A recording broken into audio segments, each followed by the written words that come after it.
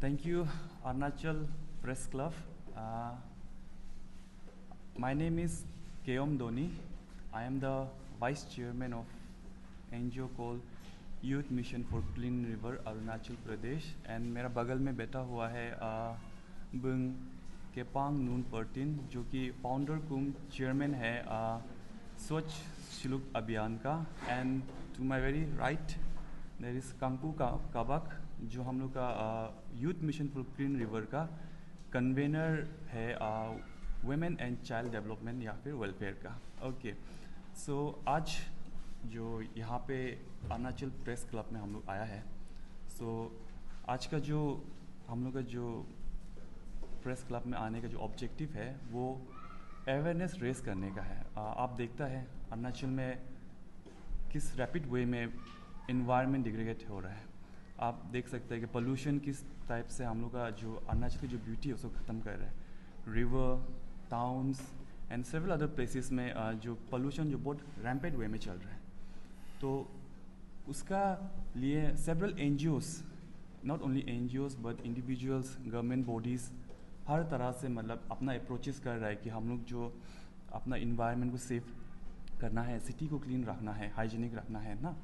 सो वही इसको ऑब्जेक्टिव को लेते हुए आज मतलब हम लोग सोचा है कि क्यों ना आज अरुणाचल प्रेस क्लब में आकर ये जो अवेयरनेस है उसको दिया जाए, क्योंकि वी फील कि ये अरुणाचल प्रेस क्लब के थ्रू से सेवरल हम लोग एंटायर अरुणाचल कनेक्ट कर सकता है. सो ये चीज़ को हम लोग ध्यान में रखकर आज यहाँ पे आया हुआ है. तो फर्स्ट ऑफ ऑल हम अपना NGO के बारे में हल्का से बताना चाहेगा. We are youth mission for clean river. So since 2016 से हम लोग के NGO जो रिवर क्लीनिंग एंड इन्वायरमेंट को सेव करने में जुड़ा हुआ है. सो इन रिसेंट ईयर्स आप देख सकते हैं कि हम लोग के NGO जो बहुत रिगोरसली जो रिवर को पल्यूट नहीं करना है बोल के एक टाइप का ये चला रहा है, वर्क चला रहा है.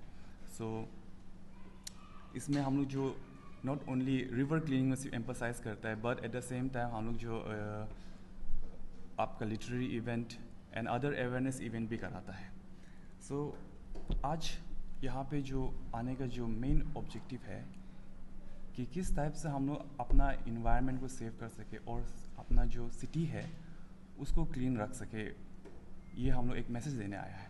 बिकॉज जब हम लोग देखता है ना कोई भी रिवर या फिर कोई भी टाउन का स्टोरी, तो सबका ये टाउन का रिवर की स्टोरी वही होती है कि पहले यहाँ में ये रिवर में मछली मिलता था, पहले ये टाउन जो बहुत सुंदर था ना, या फिर पहले ये जगह जो बहुत अच्छा था, बट नाउ वो पास्ट रह गया और प्रेजेंट में अभी क्या होने से वो रिवर में आप नहीं नहा सकते हैं ना. और वो वही जो रोड से आप गुजरते हैं वो रोड में गार्बेज डंप होता है.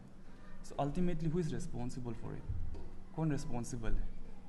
ये जो हम लोग जो यहाँ में बैठ रहे सामने वही रिस्पॉन्सिबल है उसका. हम लोग कम्प्लीटली गवर्नमेंट को भी गलत नहीं बोल सकते हैं.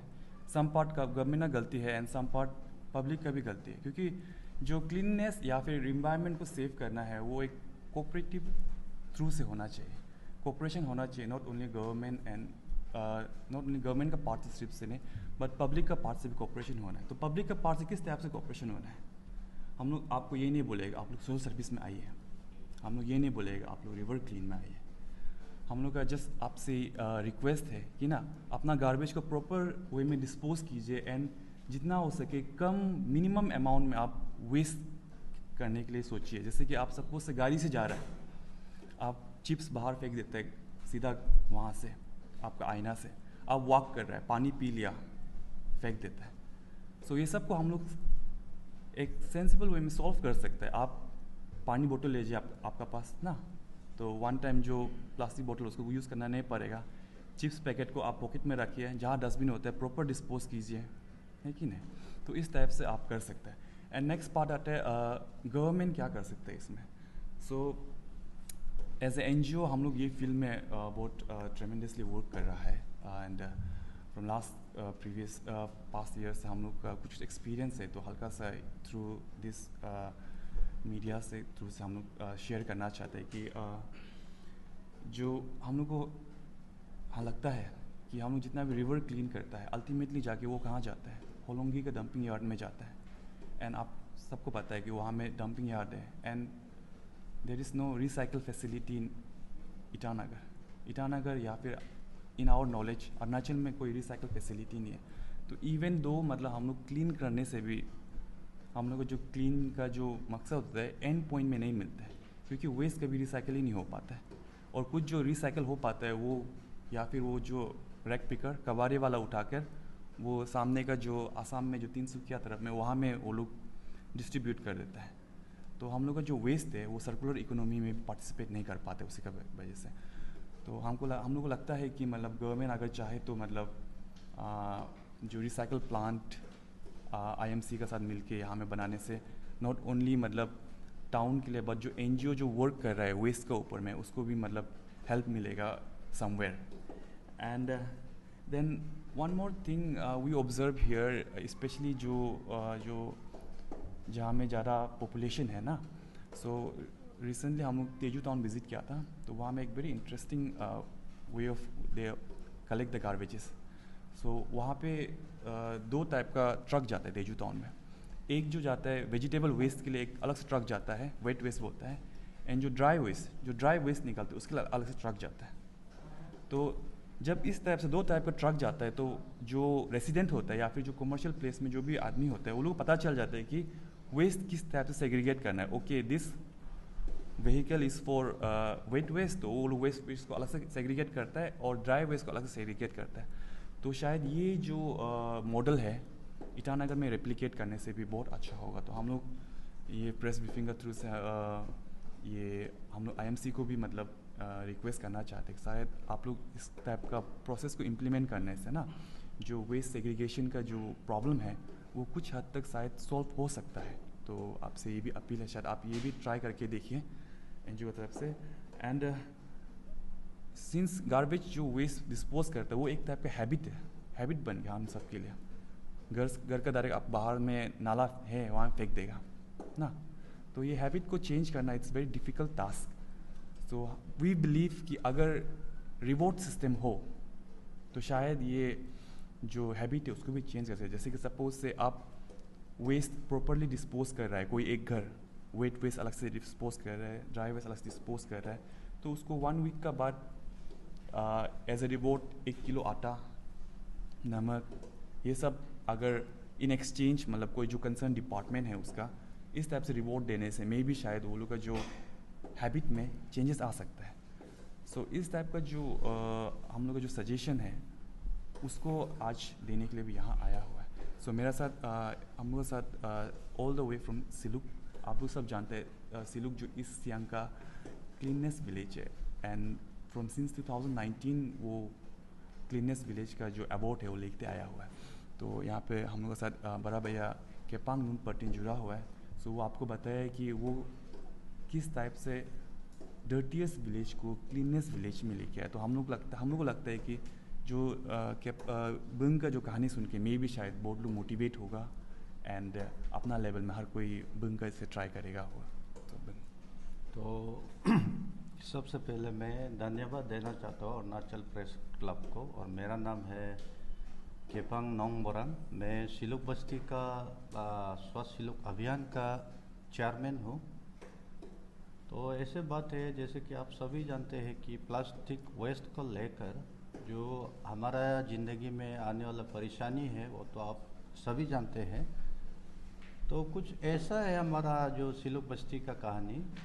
सिलुक बस्ती जो है ईस्ट सियांग का किसी कोने में है, तो मैवो सर्कल में पड़ता है। तो हमारा जो जितना भी डिस्ट्रिक्ट का है और अरुणाचल का जितना भी है उस तरफ जो रोइंग तरफ गया है तो देखा होगा 2019 बैग में आप जाएंगे तो उसमें बहुत ही गंदा था, डर्टीएस्ट था ईस्ट सियांग का।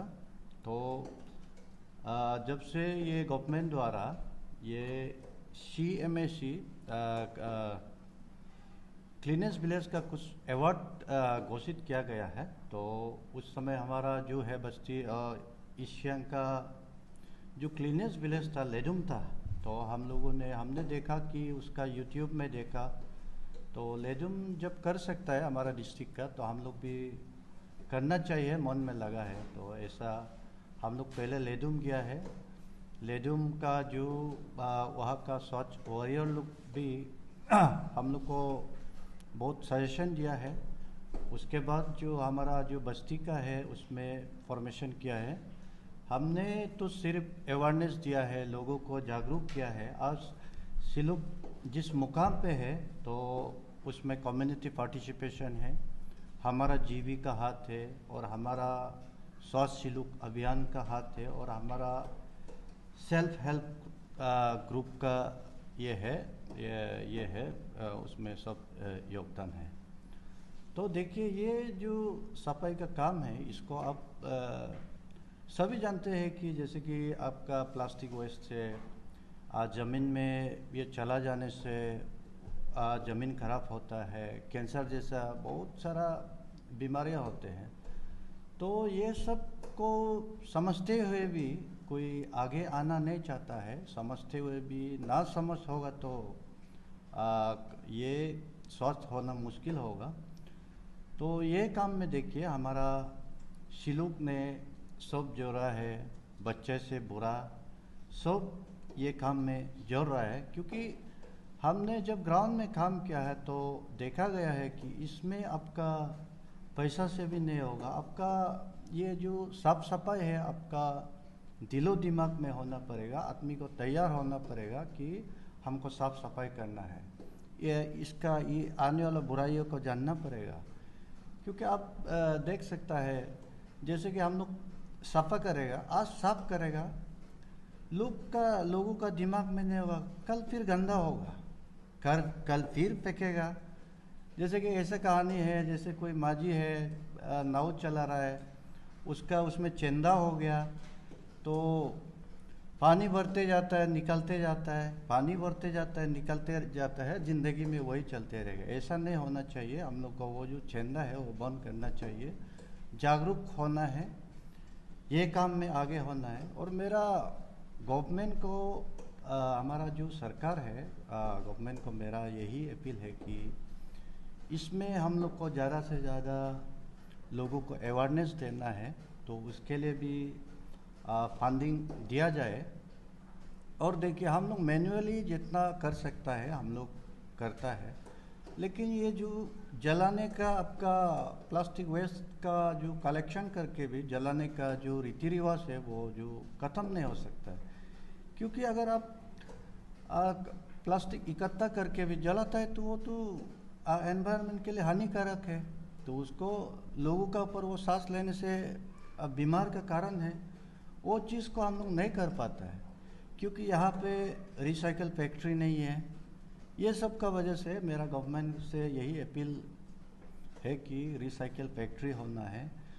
और अगर रिसाइकल फैक्ट्री यहाँ में होगा तो कुछ जो कचरा उठाएगा उनको भी कुछ पैसा मिलेगा।